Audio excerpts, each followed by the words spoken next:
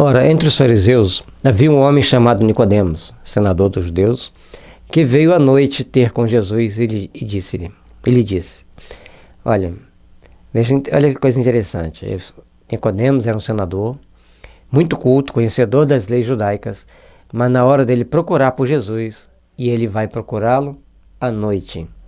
Primeiro, para não ser visto, segundo, para fugir talvez das responsabilidades, mas a lição imorredora ficou no seu coração. Mestre, sabemos que vieste da parte de Deus para nos instruir, como um doutor, porquanto ninguém poderia fazer os milagres que fazes se Deus não estivesse com ele. Portanto, Nicodemos, naquele momento ali, ele reconhece Jesus como alguém dotado de um poder superior. Reconhece que Jesus tinha determinados conhecimentos e situações em várias partes das ciências da Terra que eles tinham naquela época. E para ter esse conhecimento, ter vivido onde ele viveu, era porque era uma pessoa especial. Então ele tinha parte com Deus. Jesus lhe respondeu, em verdade, digo-te, ninguém pode ver o reino de Deus se não nascer de novo. Nascer de novo, nós temos que renascer a cada dia. Cada dia que a gente amanhece, nós temos que ser melhores do que já fomos ontem. Temos que esquecer as ofensas que recebemos. Precisamos aprender a valorizar a oportunidade de realizarmos o bem. Portanto, a cada dia nós temos que renascer. Continuemos. Disse-lhe Nicodemos, como pode nascer um homem já velho? Pode tornar a entrar no ventre de sua mãe para nascer segunda vez? Aqui, ele começa a fazer um questionamento, fazendo assim, eu não entendo isso. Mas, por outro lado, ele queria que o mestre esclarecesse para ele aquelas informações. E a pergunta bate na mente de muitos de nós até hoje. Nós vamos caminhando na vida e renascer não é entrar no ventre da mãe, a primeiro passo que a gente está abordando. Renascer é nos construirmos para melhor. É cada dia restaurar os nossos sentimentos para o bem, para o amor e para a fraternidade. É cada dia procurarmos sermos melhores do que fomos ontem para sermos melhores amanhã. E assim nós estaremos construindo as nossas bases de aprendizado para o amor e para a paz. Então, essa é uma das oportunidades que nós temos que refletir.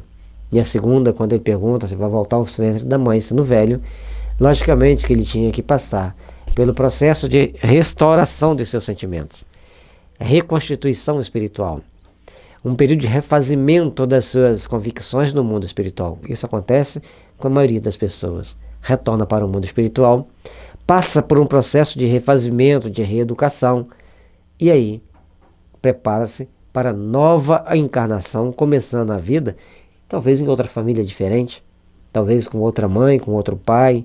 Em alguns casos, raros, são as mesmas famílias que voltam seguidamente, normalmente quando precisam de cumprir missões importantes.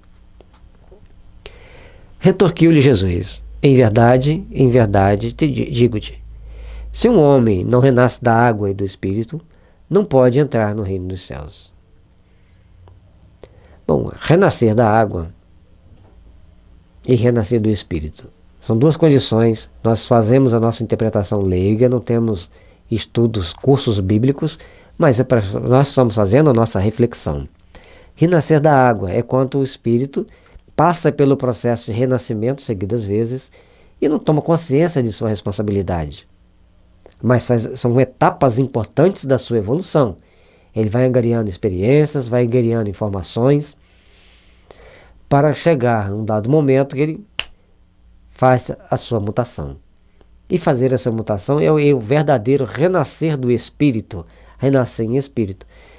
E também, quando você vai para o plano espiritual, passa por todo um processo de tratamento, passa por todo um processo de aperfeiçoamento, e você renasce, logicamente que você estará muito mais preparado para encontrar esse reino de Deus, para enfrentar as adversidades da terra, do que simplesmente aqueles que foram lá, ficaram perdidos pelos umbrais da vida e retornam para a reencarnação sem nenhum preparo, sem nenhum entendimento. É importante que a gente entenda isso. É importante que a gente entenda reencarnar, reeducar-se, reaprimorar-se, reinstruir-se constantemente. Por isso que a gente vai se aproximar de Deus. O que é nascido da carne é carne, o que é nascido do espírito é espírito. Não te admires que eu haja dito, se preciso que nasça de novo. E Jesus repete a questão da reencarnação. Nasça de novo. Nós temos que reencarnar. Reestruturar nossa vida, reestruturar nossas questões psíquicas, nossos sentimentos, aprimorarmos-nos para atividades mais sublimes para a alma, pensar no coletivo, agir de forma consciente das suas responsabilidades. Então, o que é nascido da carne é a carne, o que é nascido do espírito é espírito. Como pessoas que renascem simplesmente porque renasceu, vão levar uma vida normal. Come, bebe, reproduz e dorme, come, bebe, reproduz e dorme. Chega o dia da morte e o que eu fiz? Simplesmente fez o trivial. Aquele que é renascido do espírito, ele é empreendedor, ele procura aprimorar-se, ele procura aperfeiçoar-se. Além de todas as atividades normais que todo mundo faz, ele faz algo além, faz algo mais, seja para ele, seja para a sociedade. E aí que vai fazer a diferença. O espírito sopra onde quer e ouve a sua voz, mas não sabes de onde ele vem, nem para onde vai. O mesmo se dá com todo homem que é nascido do Espírito. Respondeu-lhe Nicodemos: como pode isso fazer-se? Bom, o vento, a qualquer momento que a gente vê o vento passando, soprando, tem até as grandes tempestades que causam certas destruições, porque sopra o vento forte demais. E assim na nossa vida também nós temos os nossos momentos dos grandes tempestades. É aquele vendaval ético e moral que bate à nossa porta e nos leva a grandes reflexões. Se você for uma pessoa evangelizada, você cresce. Se você não for evangelizada e não tiver princípios éticos e morais bem definidos, você pode tomar uma atitude que te leve a perder, a talvez até a própria reencarnação. Então faz necessário que nós aprendamos a refletir na grandeza divina, refletir no aperfeiçoamento de nossa alma, para que, ao chegarmos ao mundo espiritual, estejamos melhor. Então, a maioria de nós, mesmo independente da condição que a gente reencarna, a gente não sabe quem a gente foi, não sabe quem a gente será. Sabemos apenas que estamos aqui, que já existimos antes e continuaremos existindo após a morte. Mas quem nós somos? Quem nós seremos? Depende de nós. Como nós vamos construir o nosso futuro. Mas, muitas das vezes, algumas vezes no caso, algumas pessoas sabem quem foram e sabem mais ou menos quem serão. Brian Weiss fez um trabalho de projeção para um futuro. E ao deparar com uma jovem americana que trabalhava muito e sempre mandava dinheiro para Israel, ele achou aquilo muito estranho. E ela também, ao chegar no seu consultório para fazer uma regressão, porque ela tinha certeza que ela era um judeu que morreu na Segunda Guerra Mundial, no campo de concentração, que ela tinha que fazer muito pelos judeus. Para sua surpresa, ao fazer uma progressão, ela se viu reencarnada na África do Sul, lutando contra os indianos. Ferozmente lutando contra os indianos. Mais à frente, fazendo uma nova progressão, ela se vê reencarnada na Palestina, lutando contra os judeus. E aí, ele fala assim: agora nós temos que fazer uma regressão. Quem você foi? Já que você está sempre lutando contra alguém. Ela tinha sido um soldado nazista que lutava ardentemente contra os judeus e embarcava os judeus nos trens para o banho, né?